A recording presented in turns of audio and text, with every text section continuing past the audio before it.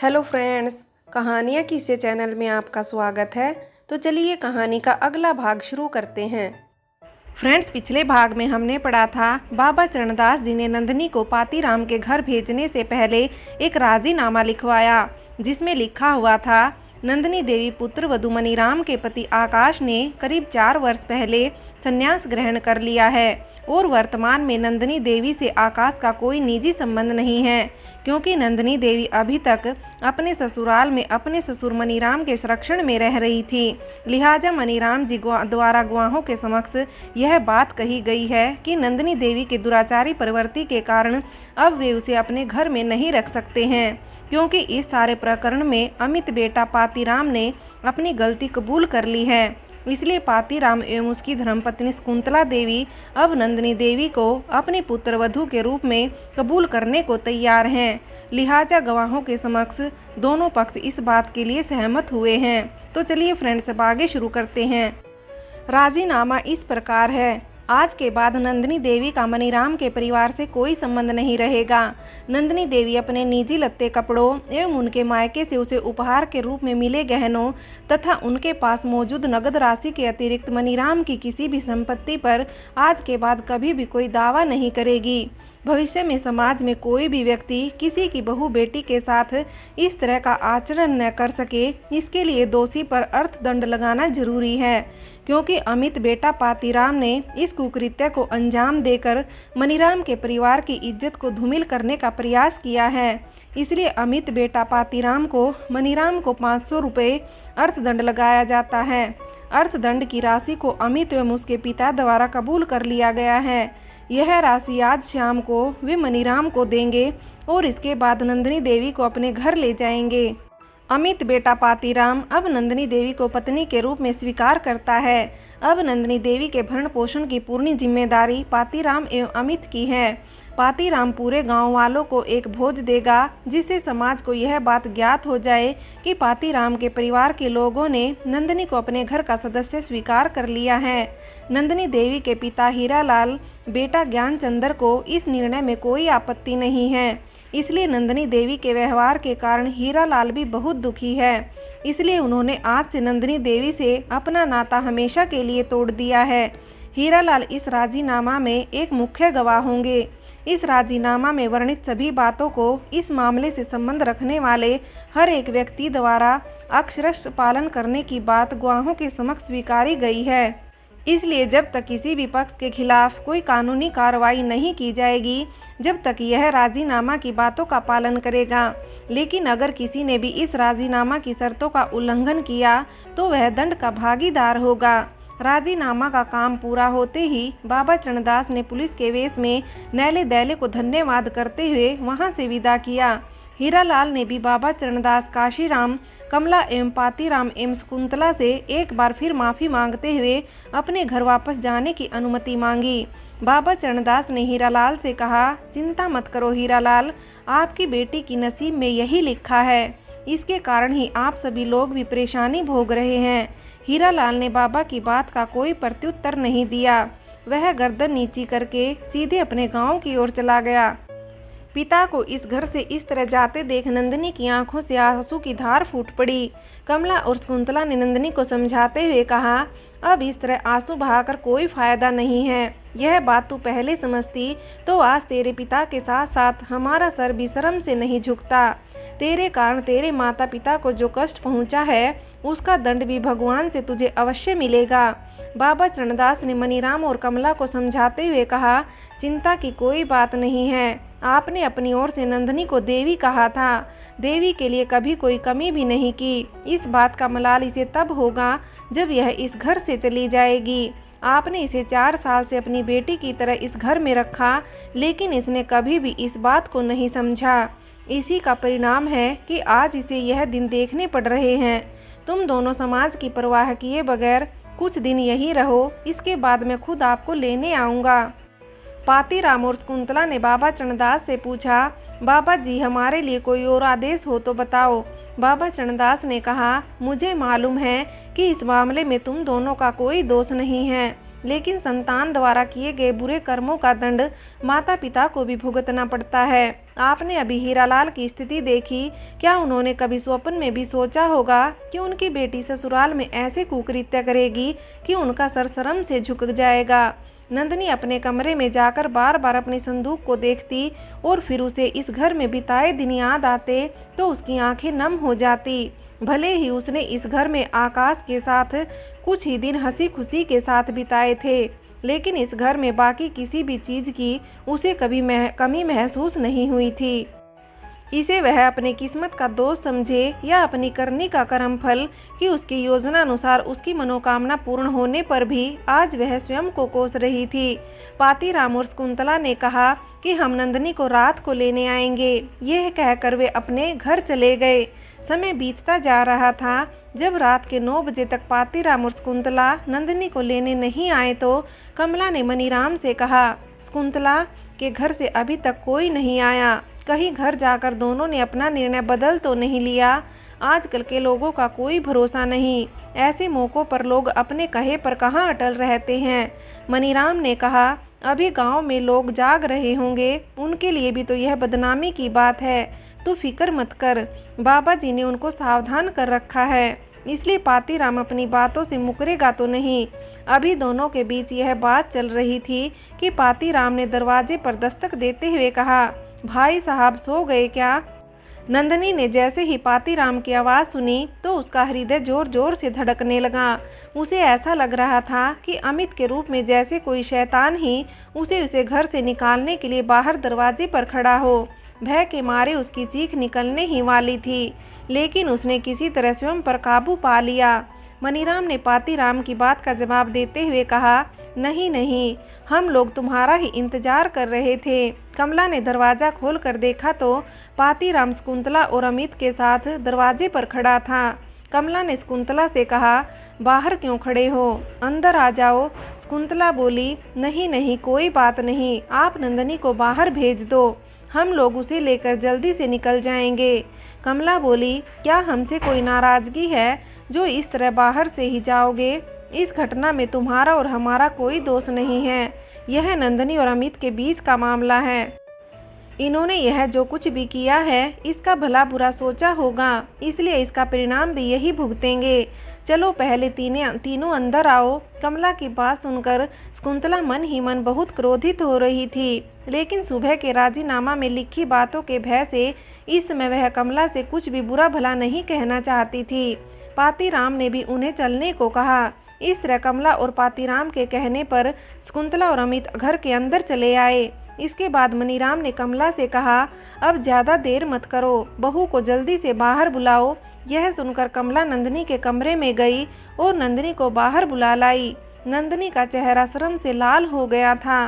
वह सोच रही थी कि काश कोई मुझे एक बार भी इस घर में रुकने के लिए कह देता तो मैं फिर कभी इस घर से बाहर कदम न रखती, लेकिन उसने इसके लिए कोई गुंजाइश भी तो नहीं छोड़ी थी। कमला ने अमित से कहा, जा बेटा, कमरे से इसका संदूक लेकर आ जाओ। अमित शर्म से सर नीचे करके नंदिनी के कमरे से उसका संदूक ले आया। इसके बाद नंदिनी ने कमला और मनीराम के पैर छुए और अपनी गलती के लिए उनसे पुनः एक बार क्षमा मांगी। शकुंतला और पातीराम ने भी मनीराम को हाथ जोड़कर माफ़ी मांगी। रात्रि के 10 बज रहे थे। कमला ने दरवाज़ा खोला और पातीराम शकुंतला एवं अमित के साथ नंदिनी को सदा सदा के लिए अपने घर से विदा कर दिया। इस अंधेरी रात्रि में इस घर से बाहर कदम रखते ही नंदिनी की आंखें डबडबा उठी। मनीराम और कमला दरवाजे से एकटक खड़े होकर अंधेरे में भी नंदिनी को आंखें फाड़ फाड़ कर निहारते रहे। इस तरह नंदिनी इस घर से सदा के लिए विदा हो गई। रात के 11 बजे शकुंतला का परिवार नंदिनी को अपने घर लेकर पहुंचा। पातीराम के पास 2 कमरों का मकान था। शकुंतला के कहने पर अमित ने नंदिनी का संदूक बरामदे में एक कोने पर रख दिया। वहीं बरामदे में एक टूटी सी चारपाई रखी थी, जिसके ऊपर एक पुरानी सी चद्दरी बिछी थी और ओढ़ने के लिए कंबल था। शकुंतला ने नंदिनी से कहा, जा उस खाट पर आराम कर, अपना संदूक भी उसी के नीचे रख देना। नंदिनी ने शकुंतला के कहने पर अपने कपड़ों से भरा संदूक चारपाई के नीचे डाल दिया। नए घर में पहुंचने से पहले नंदिनी सोच रही थी कि वहां पहुंचकर अमित के साथ जी भर कर बात करेगी, लेकिन शकुंतला ने अमित के कमरे के दूसरी ओर बरामदे में नंदिनी को जगह दी थी, जिससे दोनों ठीक ढंग से बातचीत भी न कर सके। इस घटना के बाद अमित नंदिनी से बहुत नाराज था। उसे ऐसा महसूस हो रहा था जैसे नंदिनी ने जानबूझकर अमित को अपने जाल में फंसाया है। वह चाहती तो समय रहते इस बदनामी का छुटकारा करवा सकती थी। हल्द्वानी में एक से बढ़कर एक अस्पताल थे। ज़्यादा से ज़्यादा क्या होता, अवैध गर्भपात करवाने का 1000 रुपया लग जाता। लेकिन नंदिनी ने सोच समझकर यह बात तब तक छिपाई जब तक उसे यह बात छिप सकती थी। अब उसे गर्भ धारण किए 19वां सप्ताह चल रहा था, इसलिए अब गर्भपात का समय भी हाथ से निकल चुका था। अब अमित नंदिनी की शक्ल भी देखना पसंद नहीं कर रहा था। इस घटना के बाद पातीराम, शकुंतला एवं अमित खुद भी एक दूसरे से ज़्यादा बातचीत नहीं कर रहे थे। रात बहुत हो चुकी थी, इसलिए सभी अपने अपने बिस्तर पर लेट गए। नंदिनी जीवन में पहली बार इतने गंदे बिस्तर पर लेटी थी, इसलिए उसे पूरी रात नींद न आई। सारी रात वह खटमल और पिस्सुओं से जूझती रही। सुबह वह जल्दी उठकर अपने बिस्तर पर बैठ गई। इस घटना से अमित की नींद भी उड़ चुकी थी। वह भी पूरी रात भर इस मुश्किल से बाहर निकलने की राह ढूंढता रहा। रात के अंतिम प्रहर में जब उसने इस समस्या से निकलने का भी मार्ग ढूंढ लिया तो थोड़ी देर के लिए उसकी आंख लग गई। शकुंतला भी सुबह सुबह जल्दी उठ जाती थी। उसने उठते ही नंदिनी की खाट पर नजर घुमाई जहां नंदिनी बैठी हुई थी। शकुंतला ने नंदिनी को खाली बैठा देखा तो उसने उसे डांटते हुए कहा, महारानी की तरह खाली क्या बैठी है, जाकर कुछ काम क्यों नहीं करती? कान खोल कर सुन ले, अगर इस घर में रहना है तो खाली बैठकर काम न चलेगा। जा जल्दी से जाकर गौशाला में जानवरों को चारा पानी डाल कर आ जा। नंदिनी ने आज तक बिना दातुन किए और चाय पिए घर से बाहर कदम न रखा था। इसे नए घर का नया रिवाज समझकर वह अपनी नई सास के हुक्म को सर आंखों पर रखते हुए गौशाला की ओर चली गई। जानवर भी उसे अनजान समझकर अपने पास भी नहीं फटकने दे रहे थे। थोड़ी देर तक नंदिनी ने जानवरों के आसपास जाकर उनसे दोस्ती करनी शुरू की। इसके बाद उसने एक एक कर सभी जानवरों को गौशाला से बाहर निकालकर उन्हें उनके खूंटों पर बांध दिया। जानवरों को चारा पानी देने के बाद उसने उनका गोबर साफ करके बाहर निकाल दिया। कुछ देर बाद शकुंतला भी गौशाला में चली आई। उसने वहां पहुंचते ही नंदिनी से कहा, अब क्या दिन भर से यहीं मुंह छुपाए बैठी रहेगी? जाकर घर जाकर कुछ काम कर ले। नंदिनी इसे सास का हुक्म मानकर घर की ओर चली आई। जैसे ही वह मनीराम के घर के सामने से गुजरी, उसे इस घर में बिताई कल की सारी बातें याद आ गई। कैसे उसकी सास सुबह सुबह उसे चाय बनाकर देती थी। गौशाला के सारे काम अधिकतर उसकी सास ही किया करती थी। वह यह सोच ही रही थी कि कमला ने उसे अमित के घर की ओर जाते हुए देख लिया। कमला चाय के बर्तन धो रही थी। उसने सोचा कहीं नंदिनी की नज़र उस पर न पड़ जाए, इसलिए वह उसकी ओर पीठ फेर कर बैठ गई। नंदिनी ने उसके करीब आकर उसे आवाज़ देते हुए कहा, सासू जी पी ली चाय पानी। कमला ने उसकी बात का कोई जवाब नहीं दिया तो नंदिनी ने उसे दोबारा पूछा, सासू जी क्या आप मुझसे नाराज हो? कमला ने इस बार भी नंदिनी की बात का कोई जवाब नहीं दिया तो वह चुपचाप अमित के घर की ओर चली गई। सुबह सुबह गांव की कुछ औरतों ने नंदिनी को इस हालत में अमित के घर के अंदर जाते हुए देखा तो गांव में सुगबुगाहट सी शुरू होने लगी। 2-3 जासूसी प्रवृत्ति की औरतों ने कमला के घर की ओर आ गई और ऐसा ही कुछ शकुंतला के घर के आगे पीछे मंडराने लगी। शकुंतला के डर से वे सीधे उसके घर पर तो नहीं गई, लेकिन उसके घर के आसपास के खेतों से वे नंदिनी की टोह लेते रहे। कमला के घर पर पहुंची महिलाओं ने कमला से पूछा, दीदी आज तुम्हारी बहू कहाँ है? कमला ने उन्हें टालते हुए कहा, अमित के घर की तरफ गई है। उन औरतों ने कमला को सावधान करते हुए कहा, इस हालत में कहीं अमित की मां ने उसे अपने घर पर देख लिया तो वह उसे कच्चा खा जाएगी। कमला ने कहा, क्यों शकुंतला क्या कोई आदमखोर बागिन है जो वह किसी को कच्चा खा जाएगी? आप लोग क्यों उस बेचारी के बारे में ऐसी बातें करते हो? यह कहकर कमला अपने घर के अंदर चली गई। थोड़ी देर बाद शकुंतला गौशाला से दूध का डिब्बा हाथ में लेकर घर पहुंच गई। घर पहुंचकर उसने देखा नंदिनी अपनी खाट पर बैठी थी। उसे देखते ही शकुंतला ने कहा, लगता है तूने घर का सारा काम निपटा दिया है। ये द्रांति और रस्सी पकड़ जाकर तल्यासार के खेतों से जानवरों के लिए गट्ठा घास काट कर ले आ, जब तक मैं नाश्ता बनाती हूँ। नंदिनी का भूख से बुरा हाल था, फिर भी उसने द्रांति और रस्सी पकड़ी और चुपचाप शकुंतला के बताए खेत पर घास काटने चली गई। शकुंतला के घर के बाहर खेतों में खड़ी औरतों ने जैसे ही नंदिनी को दरांती रस्सी के साथ उसके घर से बाहर निकलते देखा तो वे यह देखकर अचंभित से हो गए। अब तो यह बात साफ हो चुकी थी कि कमला की बहू और शकुंतला के लड़के के बीच कुछ न कुछ खिचड़ी पक चुकी है। थोड़ी देर बाद उनमें से एक औरत, जिसका नाम चिमुली था, नंदिनी के पीछे पीछे खुद भी वहीं पहुंच गई जहां नंदिनी शकुंतला के खेत में घास काट रही थी।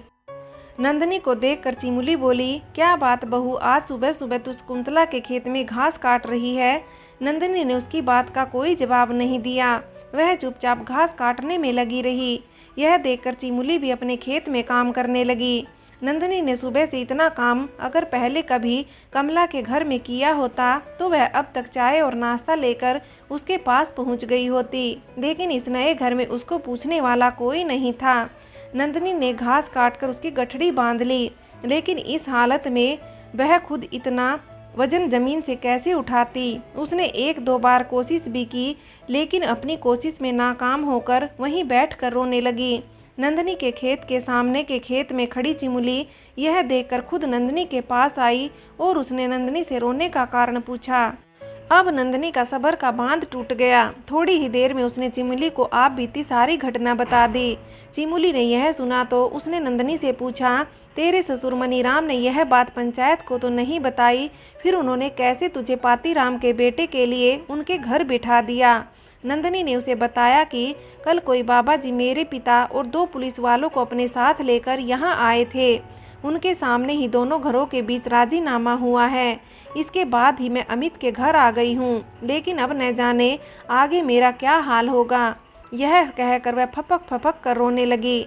नंदिनी की बात सुनकर चिमुली बोली, आखिर यह गांव का मामला था, इस मामले में गांव के पंचों की राय भी लेनी चाहिए थी।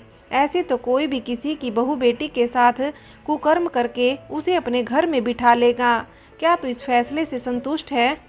नंदिनी समझ गई कि चिमुली मुझे मेरे मन की बात उगलवाना चाहती है, इसलिए उसने चिमुली की भाषा में ही उसे जवाब देते हुए कहा, यह फैसला 3 पक्षों की बात सुनकर लिया गया है, क्योंकि इसमें मेरी भी गलती है, इसलिए मुझे इस फैसले से कोई ऐतराज नहीं है। नंदिनी की बात सुनकर चिमुली चुप हो गई। उसने नंदिनी से पूछा, ला मैं ये घास का गट्ठर तेरे सिर पर रख देती हूँ। इसके बाद चिमुली ने नंदिनी की घास का गट्ठर उसके सिर पर रखते हुए कहा, इस स्थिति में ज़्यादा भारी वजन मत उठा, अपने शरीर का खुद ध्यान रखना। शकुंतला तो चाहेगी कि किसी तरह पेट में पल रहे बच्चे से उन्हें छुटकारा मिले। नंदिनी ने चिमुली की बात का कोई जवाब नहीं दिया। वह घास का गट्ठर सिर पर लाद कर धीरे धीरे अपनी गौशाला की ओर जाने लगी। कुछ देर बाद वह गौशाला पर पहुंच गई। अब तक अमित नाश्ता करके अपने कॉलेज चला गया था। आज पातीराम और शकुंतला नाश्ता करने के बाद घर पर ही थे। सुबह के 10 बज रहे थे। अब तक नंदिनी का भूख प्यास से बुरा हाल था। उसे ऐसा लग रहा था कि जैसे वह चक्कर खाकर कहीं गिर न जाए। किसी तरह खुद को संभालते हुए वह घर पहुंची। शकुंतला ने नंदिनी से कोई बातचीत नहीं की। पातीराम भी घर के अंदर अपनी खाट पर बैठे हुक्का पी रहा था। नंदिनी की समझ में नहीं आ रहा था कि इस घर में किससे अपनी व्यथा सुनाए। आखिर उसने थोड़ी सी हिम्मत जुटाकर शकुंतला से पूछा, सासू क्या मुझे कुछ नाश्ता पानी मिलेगा? शकुंतला ने नंदिनी की बात सुनी तो उसने गुस्से में तमतमा कर कहा, क्या हम तुझे यहाँ भूखा रखने के लिए लाए हैं? जाकर रसोई में देख ले कि तेरे लिए रोटी रखी है या नहीं। अब मैं तेरे पीछे पीछे तो रोटी लेकर चलूंगी नहीं। यह सुनकर नंदिनी रसोई में गई। उसने रोटी की टोकरी में देखा जिसमें जौ और मंडुए की 2 मोटी मोटी रोटियां रखी थी। उसके साथ साथ साग सब्जी के बजाय एक कटोरी में पिसा हुआ नमक रखा था। नंदिनी ने आज तक कभी भी जौ और मंडुए की रोटी न खाई थी, लेकिन कहावत है कि भूख मीठी होती है न कि भोजन, इसलिए आज नंदिनी ने नमक के साथ बड़े चाव से दोनों रोटियां खा ली। इसके बाद उसने पानी पिया और अपनी खाट पर बैठ गई। पुराने घर में अभी तक वह 2 बार गर्मा गर्म चाय पी लेती थी। उसकी इच्छा हुई कि 1 गिलास चाय उसे मिल जाती तो सारी थकान दूर हो जाती, लेकिन शकुंतला को यह बात कहने की उसकी हिम्मत न हुई। थोड़ी देर आराम करने के बाद वह खाट पर बैठे पातीराम के पास पहुंची। उसने सर झुकाकर पातीराम से पूछा, जी घर के बाहर कुछ और काम हो तो बता दो, मैं वह भी कर दूंगी। पातीराम ने कहा, मुझे नहीं मालूम, काम धाम के बारे में अमित की माँ से ही पूछा करो। इसके बाद नंदिनी एक बार फिर शकुंतला के पास चली आई। उसने शकुंतला से पूछा, सासू क्या दिन का खाना तैयार कर दूं?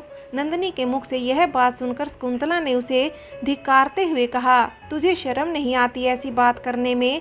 हम तेरे हाथ का खाना खाएंगे, क्या तेरे हाथ का पानी पिएंगे? तुझे कौन से हम ब्याह कर इस घर में लाए हैं जो तेरे हाथ का भोजन करेंगे?